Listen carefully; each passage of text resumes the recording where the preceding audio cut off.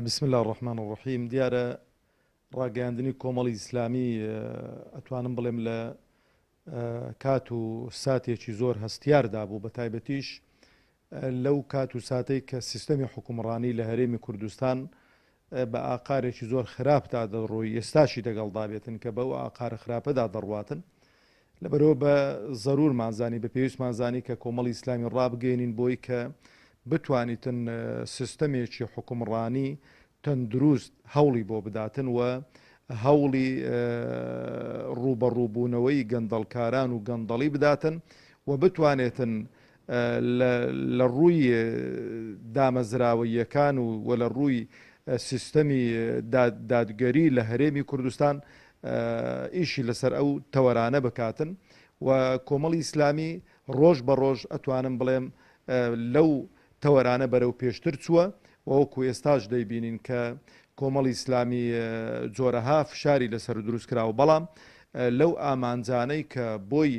ڕاگەیەندراوە لای نەداوە کە بەردەوام لە بەرەی خەڵکدا بووە و داکۆچی کار بووە لە مافەڕەواکانی خەڵک و ڕوبەڕووی گەندەڵکاران بۆتەوە و ڕۆژێک لە ڕۆژان بەشێک نەبووە لە سیستەمی گەندەڵی لە هەرێمی کوردستان و سیستەمی نادادگەری لە هەرێمی کوردستان بەڵکو کۆمەڵی ئیسلامی لە هەر شوێ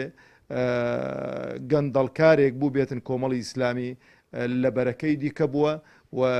هەوڵی داوە ئەو گەندەڵیە نەمێنێتن و هەوڵی داوە زۆر دڵسۆزانە لەگەڵ لایەنە سیاسیەکان کە سیستەمی حکومڕانی سیستەمێکی تەندروست بێ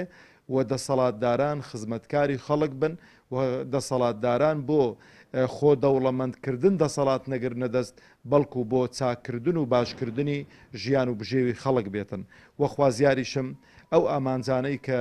کۆمەڵی ئیسلامیمان لە پێناو ڕاگەیاند بەردەوام بین لەسەری و ئەو جیلانەی کە لە دوای ئێمە دێن تەندروستریکەن چاکتریکەن و بتوانین ئەو هەدەفانەی کە بۆمان ڕاگەیاند و ڕۆژێک لە ڕۆژان تێیدا بگەینە ئامانج بۆی کە خزمەتێکی باش بە خەڵک و جەماوەری هەرێمی کوردستان بکەین.